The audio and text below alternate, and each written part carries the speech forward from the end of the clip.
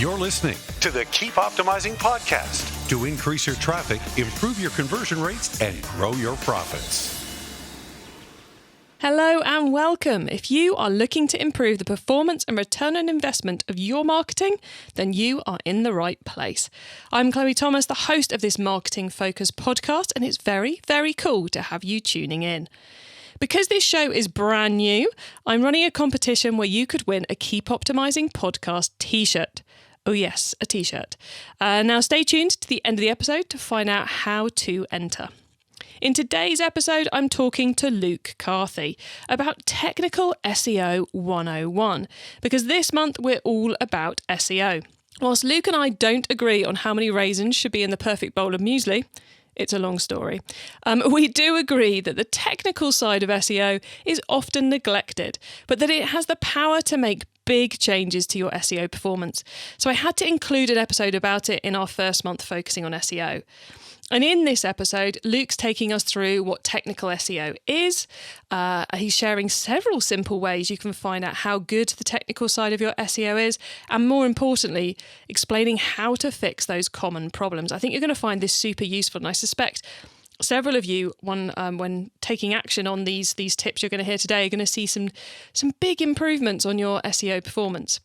Now, we're just about to meet today's guest, but before we do, please do check out the sponsors. This podcast is brought to you by Klaviyo, the ultimate e-commerce marketing platform for email and SMS messaging.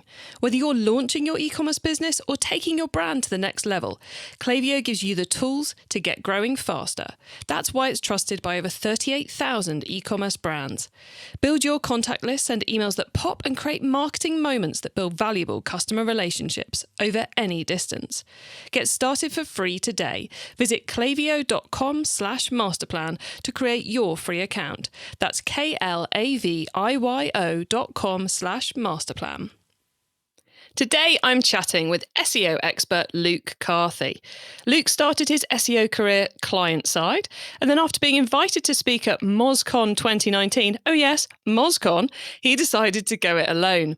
He now spends his days helping his clients deliver sustainable e-commerce growth with SEO and conversion rate optimization. One of the areas he regularly sees making big changes to performance is getting the technical SEO right. So it was a no-brainer to get him onto the show to help all of you improve your technical SEO performance. Hello, Luke. Wow. What an introduction. Thank you very much. That was awesome. If you got any sound effects like in the archive, you just drop some I don't know, some bombs or something. But that was really cool. Thank you.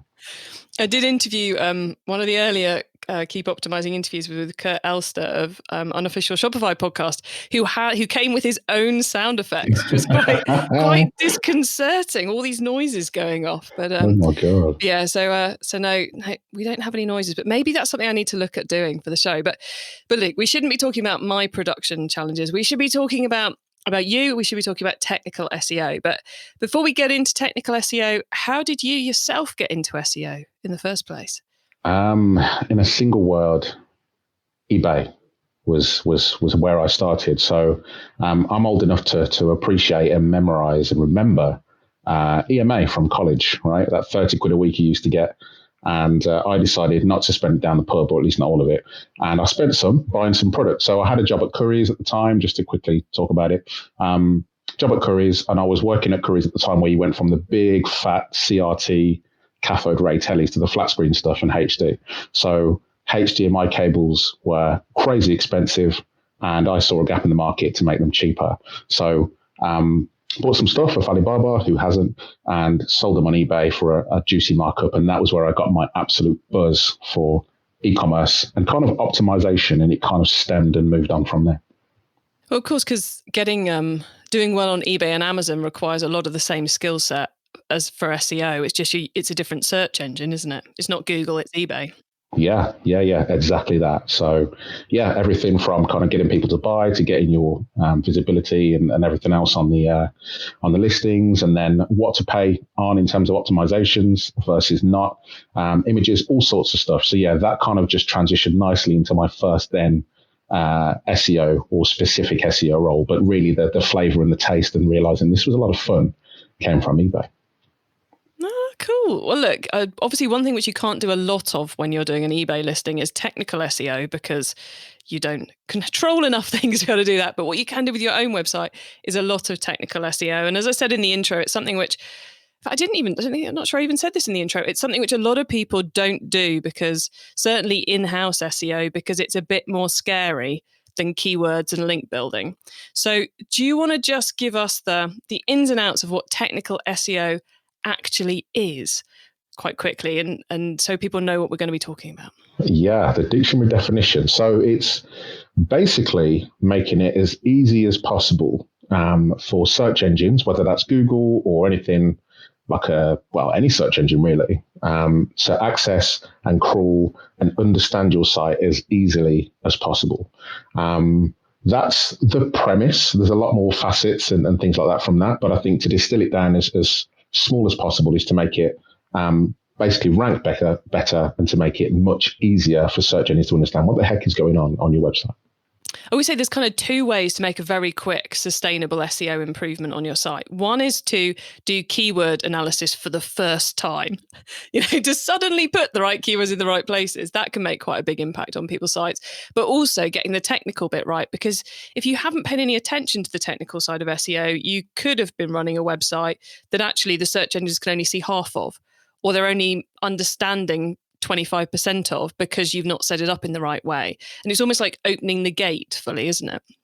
Yeah, it's kind of like setting up a storefront, right? So you want to make sure it's as attractive and as possible and as easy to use as possible. But yeah, 100%. But I think also technical SEO sometimes, don't get me wrong, it can be technical, but it doesn't have to be. And it doesn't have to be super scary. So I think some people see the word technical in it and think, whoa, I can't do that. That's not for me. You need to have a wizard and you need to be a developer. And that's absolutely not the case. I love technical SEO and I am by no means a developer. So you can get started in many different ways. It doesn't have to be super data science, I suppose that's one of the interesting things about technical SEO is, whilst keywords and getting them in the right places on the website, there's kind of a thin pathway that you can follow of options. But technical SEO is kind of like an entire atlas of options. So what's the first kind of technical SEO things people should be looking at on their site? What's your go-to to make a quick improvement? Yeah, so go-to for me has to be, especially if we think about e-commerce and just sites with lots of pages and lots of different facets and URLs, it's first to kind of understand just how many URLs Google has in its index for your particular website. So a really good barometer I like to use, let's say, to keep it simple, you've got 1,000 products, 50 categories, and let's say another 50 blogs or something like that. So roughly 1,100 pages.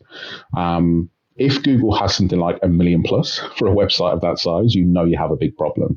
Equally, to the opposite side, if Google has, say, 30, 40, a couple hundred, then equally you have another problem. So that normally is a really quick and easy way to just understand how much Google can see of your website and whether there's a big problem or not in either way. And it's really easy to do. You just throw in site : into Google and then your domain name, and it will give you an indication of just how many URLs are there. But that for me is kind of like your, you walk into a GP, you get your heart rate monitor and all that kind of stuff. That is 101 health check for your SEO of a site. Cool. So let's explore both those scenarios then. So if we have 1,000 product pages, 50 category pages, 50 blog pages, and when we do the site : ourdomain.com and we find that there's only 100 pages listed, how do we, and what's the first steps to solving that sort of a problem? How do we let Google see everything? Yeah, so first thing I would do is run a crawl, really, using an SEO tool. So big shout out to Screaming Frog. It's like a toolkit in anyone who does SEO. It's really cheap and free to a point. But just have a crawl and see what is going on, because that is probably a bigger concern than too many pages. Not enough pages kind of gives me the indication and will tell me as an SEO that Google and other search engines just don't care enough about your site to stick around, or it's really slow. Or there's another kind of technical issue that's preventing Google from seeing everything. So doing a crawl of the site using your favorite crawler, say Screaming Frog, there's Sitebulb, there's OnCrawl, there's loads. That will give you, again, just another layer of detail in terms of what's going on. So it could be, not to throw too many scenarios out there because I could spend 30 minutes just talking about these, but it could be, the top level things to check are robots.txt file. And that's kind of like the Bible, the rule book as how search engines must, or must not engage with your site. And then secondly, just no follow. If there's any no follow rules that shouldn't be there. So they're the kind of two things I'd check. And then, of course, using a crawling tool to really see what's going on. And that's kind of where you're at the real cusp of kind of breaking open what the potential issues could be. And of course, robots.txt is the place where I think we've all heard the horror story of you put your site live, your SEO goes through the floor, and you discover that your web team had not removed the "no one allowed on this website" alert, the one line of text in your robot text file that tells all the search engines to piss off, which is obviously very simple to fix. So it's a handy problem. It is. It's really easy to fix, but it's also really easy to make a mistake. And it can also work the opposite way around, right? Where I've seen clients who have got their staging sites, their development sites, their testing sites in the index. And it's kind of like that whole, oh my God, what have you done? But yeah, it's really easy to get right. But because it's such a simple file and you're potentially working across many different URLs, it can be really easy to get wrong too. And I suppose if that's not excluding the wrong things, then that's where we get into having too many URLs in the index. So for someone who's got too many URLs, they've got that 1,100 pages in our example, but they've gone on to Google, they've done the search for site : domainname.com, and they found, say, 5,000 pages. What steps should they take to sort that problem? Yeah, so that's really interesting because 5,000 sounds like a lot. But that's not too bad. Like there's definitely bloat going on, but that's not too bad. It can be a lot worse, can't it? It could be. I've seen clients who maybe 60 or 70 pages, but they're talking several hundreds of thousands of URLs or even the millions. And this is kind of where you get to the, oh my God, the real big, what the hell have you done kind of scenarios. But normally and this is a bit of a general rule, but the general rule here is if you have a lot more pages in the index than you have on your site, this could be down to parameters or facets or filters or anything that kind of spins and generates a lot of user-generated content like reviews and things like that. That's where you kind of get those bloat. And a lot of cases, it's unnecessary bloat. It's the sort of stuff that's going to dilute your SEO performance and not make it better. And this is a real big issue on e-commerce sites for sure. So that's the bread and butter of what I do when I'm in the world of SEO for e-commerce clients. Because people might be thinking, well, extra pages must mean extra visibility, but it's a bit like, you can, when you go down to, I'm going to sound really dated now, when you go to the library and you look for a book on a new hobby you want to take up, and you see the one that's 1,000 pages long and you see the one that's 30 pages long, it's a bit like giving Google the 1,000 pages one when really what Google needs is the 30 pages one, because they need to understand your site and you're just giving them too much, which means they get lost and means the power doesn't go to the right places. So in that scenario where we're trying to reduce it, because we've got another guest in this series of sessions on SEO who's talking about how we can use those facets in that navigation, our size criteria, our color criteria, to spin out extra pages to cover off our long tail keywords. So there's good things about doing that, which can help, but there's also, it's not a black and white, is it? How much we should allow our facets to create new pages. So how do we work out where the happy medium is? It does go one of two ways. And I'm sure, it's Christine, all right?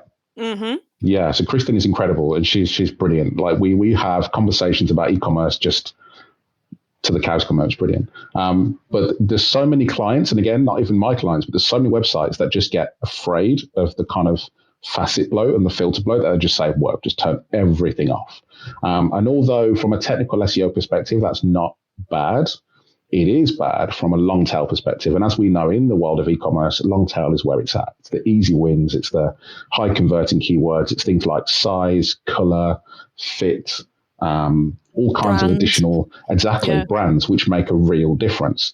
So, I think the middle ground is really not to allow too many facets. So to use a really top level example, if you have, category one, and then you've got a facet of color and a facet of size, you would allow color as a facet on its own, and you would allow size as a facet on its own. But what you wouldn't allow is color combined with size, because that then creates a whole, when you scale that up across so many categories and so many facets, you'll quickly get into the millions, the hundreds of thousands quite easily. That's the thing, isn't it? You've got all those separate categories you put down the side to enable someone to use your website really well. And then all of a sudden you've got an individual URL for a blue t-shirt in size medium that costs £20 and is on sale and can be delivered to the US. And it's like, yeah, we didn't really need that as a page. Yeah, there's one person every 4 years who's like, yes, they got exactly what I want. But everybody else just doesn't give a damn. But equally, not all facets you want indexing. So there might be a facet like, let me think of, so if you're on a really technical website where you kind of sell components or parts, there might be certain parameters that just never get searched. So it could be something like an ISO standard, an ISO standard, which is great when you're actually on the site and filtering down, but no one's going to search for example, Cat6 cable ISO 9001-4, yada, yada. Like someone who's going to search for that is either a super geek or is someone who is just, they're not in the mindset to buy. It's someone who's in research and that sort of thing. So not all facets are created equal. And yeah, you've got to be careful. Just got to think about what would the user want and how does the user search? And if the user doesn't search for that kind of facet or filter or option, do not allow it to be indexed because it's just a waste of time. It will dilute your equity entirely across the site. Excellent. So both having too few pages in the index and too many pages in the index can be fixed quite quickly by applying rules and tweaking settings, which is great news.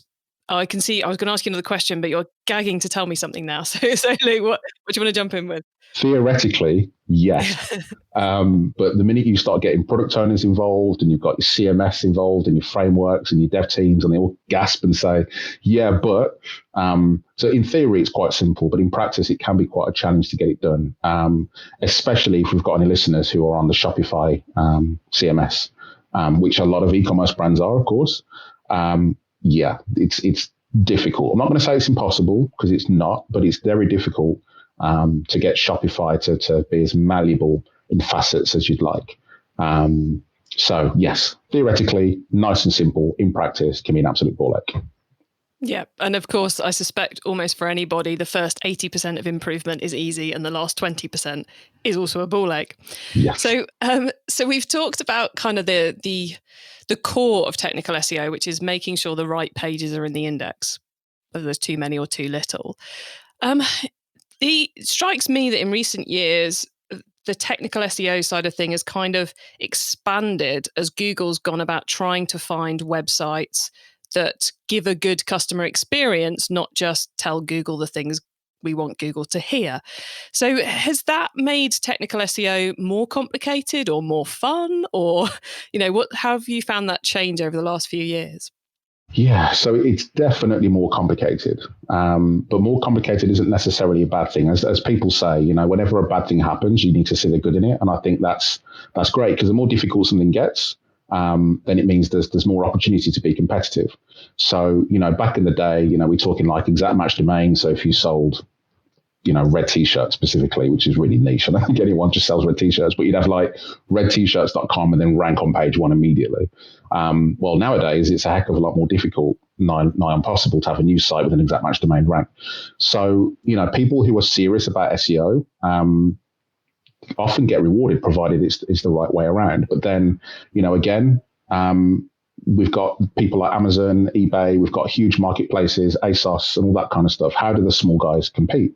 And I think this is where the opportunities for the little guy to come through and rank among these people. And this is where long tail comes in. So this kind of ties back into facets. This is giving an experience that you wouldn't get somewhere else, whether that's with news or advice or articles or really in-depth deep dives. And I know I keep going back to e-commerce because it's kind of my playing ground, but thinking about the entire e-commerce funnel, right? So it's not just about the purchase, it's the consideration phase, it's the research phase, it's everything. And being able to kind of fulfill and become a player in those spaces can really help you to increase traffic and sales through ways you wouldn't have seen otherwise. I have no idea whether I even answered your question, but that's the answer I'm giving. You raised some interesting points. I guess let me break it down into a couple of key areas, because you said there about the different parts of the user journey, the funnel, where they're in that research mode or then that purchase mode and so on. And that's where I'm guessing we're making a bit of a plug for buyer guides and for blog content, high quality content, which if you're missing those, then you're only attracting the people who are ready to buy right now. So that's a way of expanding the type of content you're getting into the search engines, isn't it? Yeah, exactly. Because although, ranking for, summer shorts or men's shorts or women's dresses and really kind of heavy keyword intensity, they're really difficult to rank for. And, someone who's new to the game, was even been here a couple of years, you're going to struggle to get on page one for something like that. But that doesn't mean you couldn't rank for comparisons of this versus that. Or should I, advice or guides or cotton versus this or whatever it is you're in, and then kind of capturing the audience that way and building your brand and building that awareness piece. So yeah, 100%. There's a lot of premise in content, but content is also this horribly overused word where someone just feels generating a blog post for the sake of, by giving the Google gods a blog post, you're going to get rewarded for it. And it really doesn't work like that. It's got to be content that your users care about, the kind of content they didn't know they needed until they read or saw your video or whatever it was. That's the stuff that is gold. One good blog post, one good video is worth one a week for a year. Definitely. And that's one thing I'd always say to recommend if you're struggling for where to start in terms of generating that good content. Google's people also search for section is brilliant. So whatever you search for, typically, as long as it's not really niche, Google normally suggests plenty of different things. So again, if you search for things like summer holidays, which is probably the worst thing to search for right now because COVID, but if you did, you'd have things like best places to go or should I go abroad considering COVID is a thing, using that kind of current affairs opportunity to find ways of building traffic, a database of people. Like, honestly, the content thing is so underrated in the world of SEO. And they're normally siloed as well, right? Got tech SEO over here and a department in-house doing this. And then you've got your content and PR team over there, and they don't speak. And the companies that allow them to speak are the ones that end up being prosperous in SEO. Oh, yeah, because that also gets us out of that hideous scenario where you spend ages working on something from an SEO perspective, and then the CRO team or the website team or the PR team come in and tweak something, and all of a sudden everything got wiped off. So, yeah, talking to each other is definitely a good thing. But what I was trying to get you to, I wasn't aiming for content. I was aiming to get you to talk about the world of speed, because that for me sits into the world of technical SEO, and we know it's a massive factor in how Google chooses to rank us. So would you say speed is part of technical SEO? Absolutely. But I'd also say speed is not the end goal. So I know I gave a definition of technical SEO at the beginning, but I'd like to kind of just add another extension onto that, which is, what do your users want? Because you've got to remember, by definition, Google is designed to do exactly that. Connect people who search to people who want something. So if you're the website that's delivering what consumers or what customers or visitors want the most, then you're likely to get rewarded for that. So what I mean by that is making it fast isn't going to fix your SEO if everything else is out of whack. As in, like, your product pages don't look great, or your pricing is off, or your content's terrible. So fast, I think site speed has sometimes been made as this, like, golden arrow, or golden bullet, silver bullet, whatever you want to call it. And it's definitely complementary and it makes it better. But if your site's crap, making it fast is still going to make it crap. So, but what I would say is having a good site that's slow is almost just as bad. So speed is really important. It's kind of, with SEO, you can't just focus on keywords. You can't just focus on link building. You can't just focus on the index. As we were talking about earlier, you can't just focus on speed.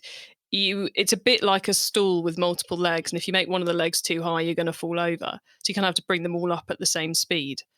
Yes, exactly. You just have to work out what your quick wins are. I think, honestly, to get buy-in for SEO, whether you work in-house or agency level, or you're independent like myself, just find the things that you can tweak quickly and get rewarded from brilliantly. So, going in on day one and advising a speed audit or we need to make it fast is great. I love your ambition, but how? That sounds challenging. It sounds like a whole sprint / epic just dedicated to site speed, while finding something in the page template which could be improved. So it could be like a canonical tag, which I know is one of those fancy SEO words, but canonical tags are typically easier to employ.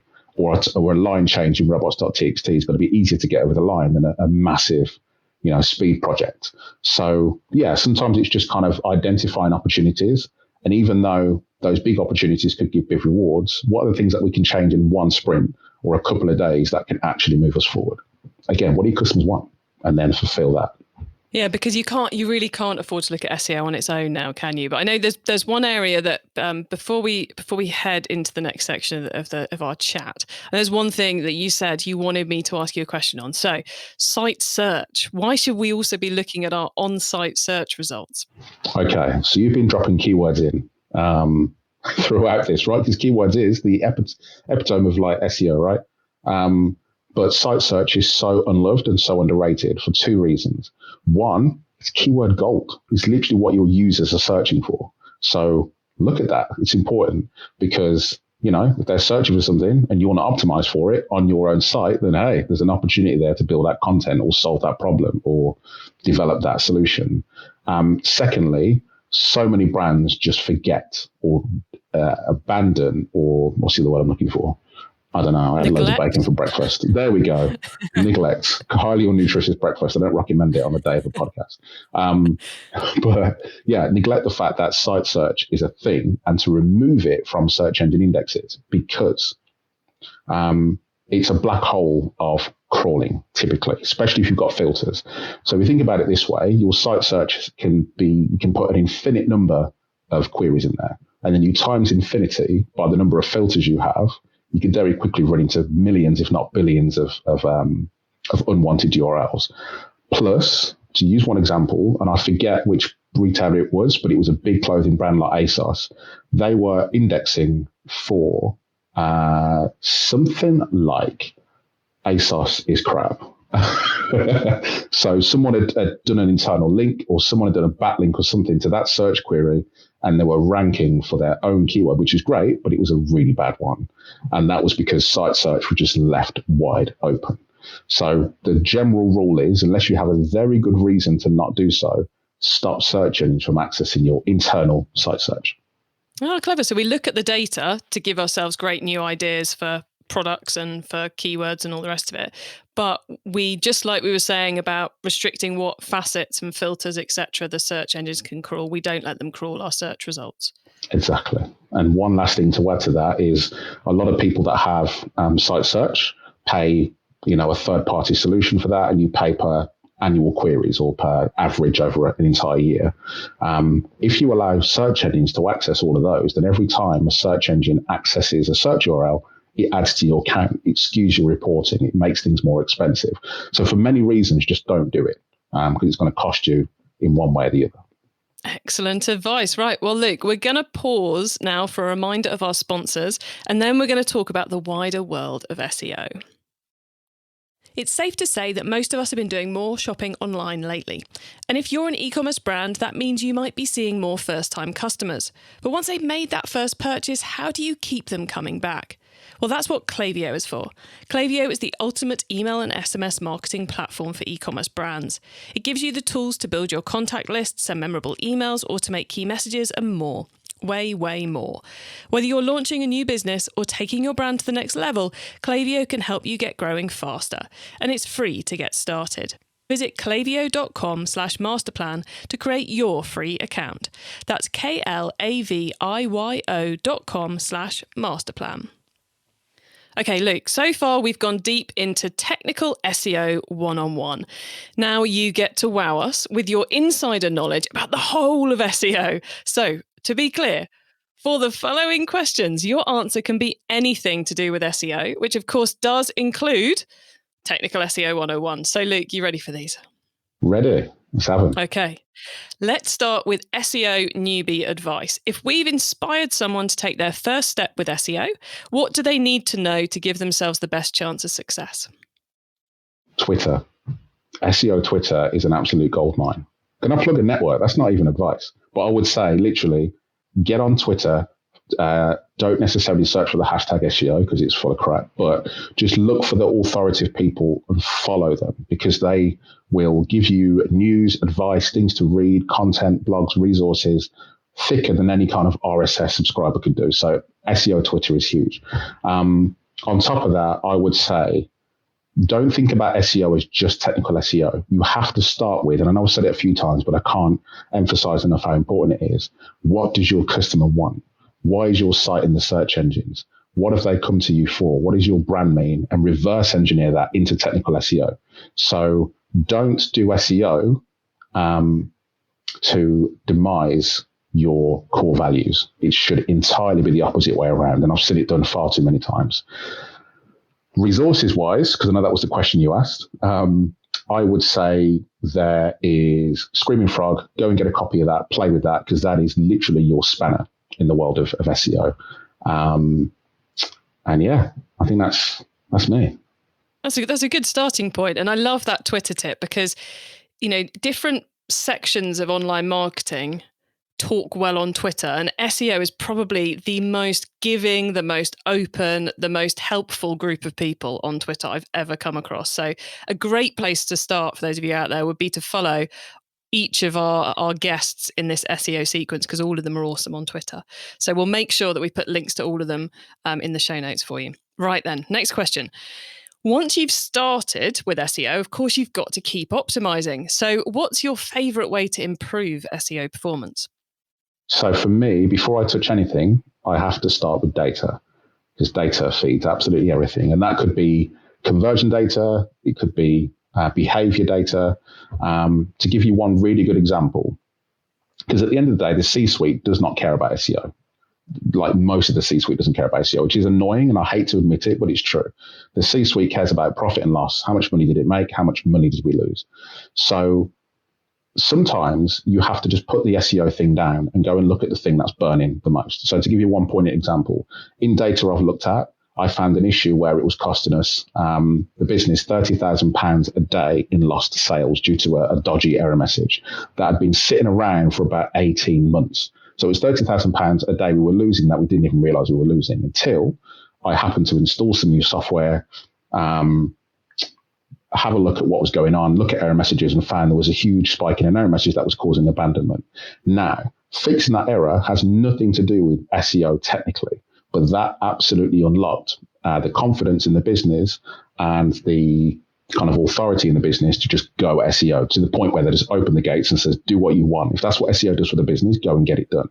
My point here is sometimes to be a good SEO, it's not all about SEO. It's about what the customer wants, right? So that's probably a really good example of how sometimes SEO isn't the immediate skill set. It's understanding the whole kind of plethora of analytics, data, conversion, and such.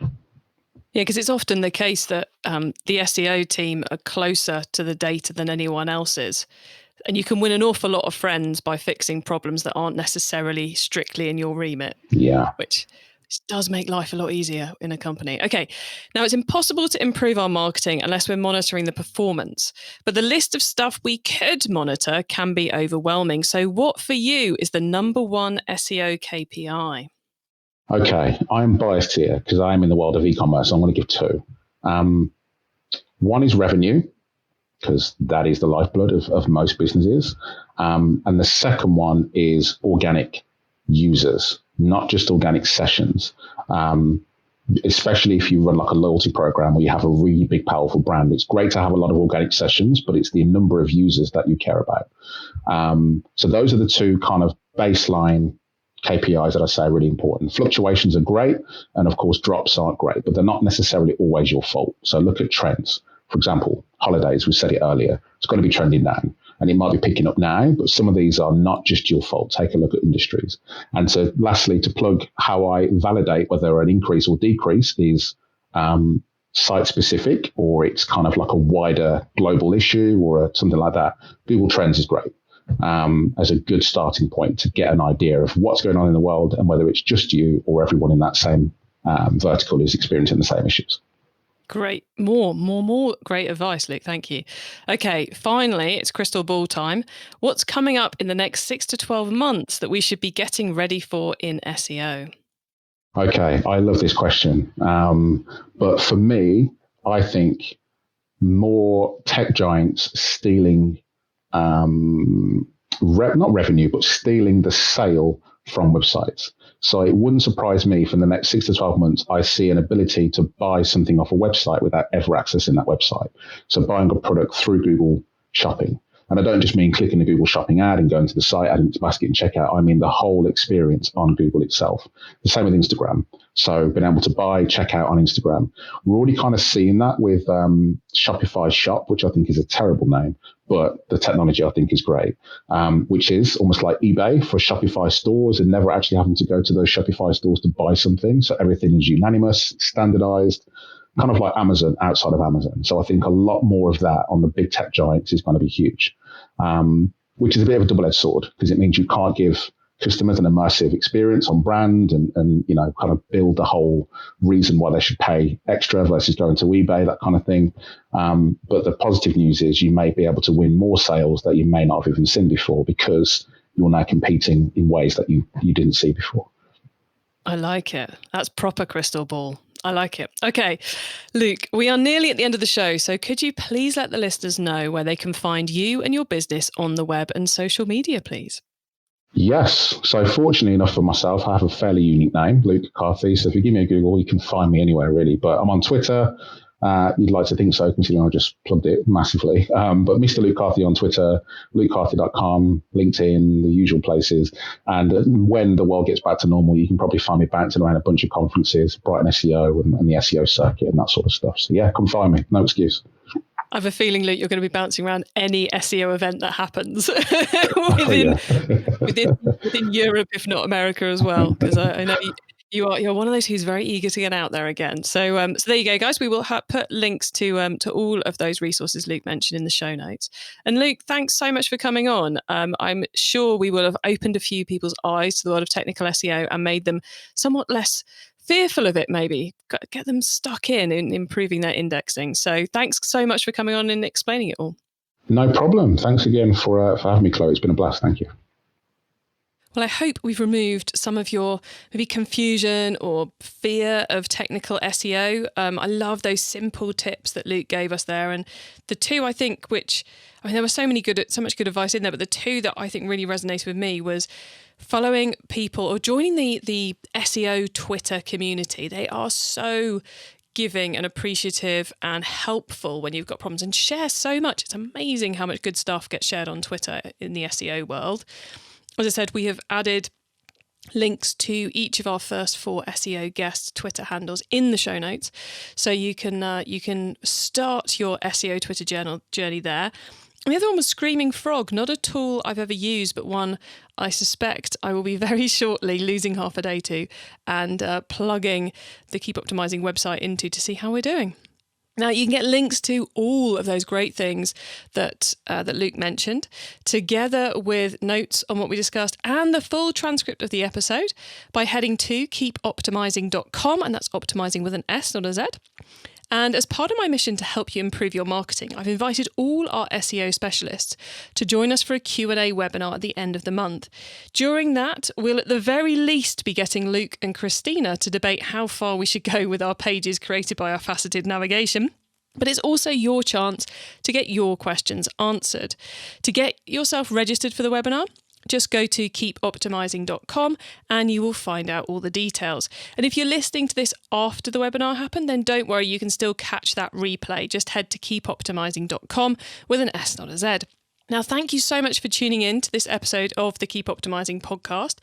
If you've enjoyed the episode, then please do check out episode 7 once it's available, because that's where I'm joined by Christina Azarenko, where we're talking about the other side of filters and facets and how you can turn them into a positive thing for your business, how you can use them to target those long tail keywords with the buyer intent, the ones that actually bring you buyers. She shares an amazing 8-step framework, so you really should tune in for that one. And I would love your help to spread the word about the Keep Optimizing podcast. So we're running a launch competition to reward you for doing just that.